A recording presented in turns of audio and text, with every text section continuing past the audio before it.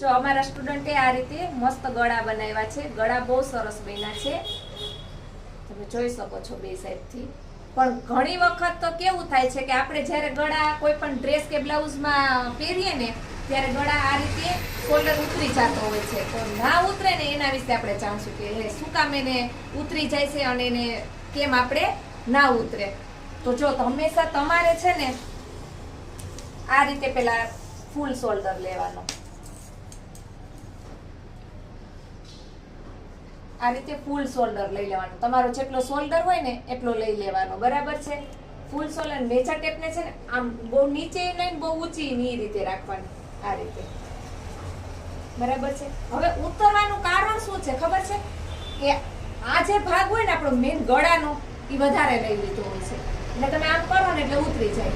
તો હંમેશા તમારે તમારા ગળાનું પેલા ફૂલ શોલ્ડર લેવાનું, પછી હાફ શોલ્ડર લેવાનું ને જોવાનું કે આપણી જે ગળાની વચ્ચેની જગ્યા છે ને એ કેટલી આવે છે. તો એ હંમેશા 2.25 અથવા 50 રાખવાનું. જો એનાથી વધારે તમે રાખશો ને તો આ પ્રોબ્લેમ થશે. આ ગળું આમ આ રીતે આવી જાય. જો અત્યારે અહીંયા દેખાય જ છે આ બેનનું, જો આ શોલ્ડર અહીં તમે જો અહીંયા આવવો જોઈએ આ રીતે, બરાબર, આ રીતે આવવું જોઈએ. એને બદલે ક્યાં રહે છે શોલ્ડર? અહીંયા રહે છે, આમ ફેલાઈ જાય છે.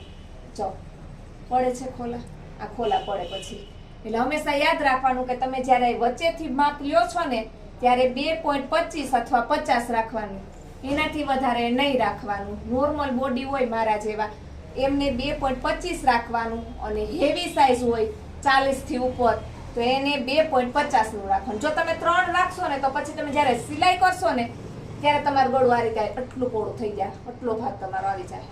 એટલે કસ્ટમરને પૂછવાનું કે તમારે કેટલું અહીંયા રાખવો છે શોલ્ડર. એમ કે કોઈ કસ્ટમર હોય ને તો એમ કહેતા કે મારે અહીંયાનો 3 નો રાખવો છે, અથવા કોઈ એમ કે મારે 2 નો રાખવાનો છે. એ હંમેશા ધ્યાન રાખવાનું, બરાબર. એની ઉપરથી તમારે જોવાનું આટલો લૂઝ થાય છે, બરાબર. એટલે હંમેશા આટલો શોલ્ડર હોય ને તમારો તો તમારો આ ભાગ એકદમ સરસ ફિટ બેસી જાય. એટલે આટલું ધ્યાન રાખવાનું, બરાબર.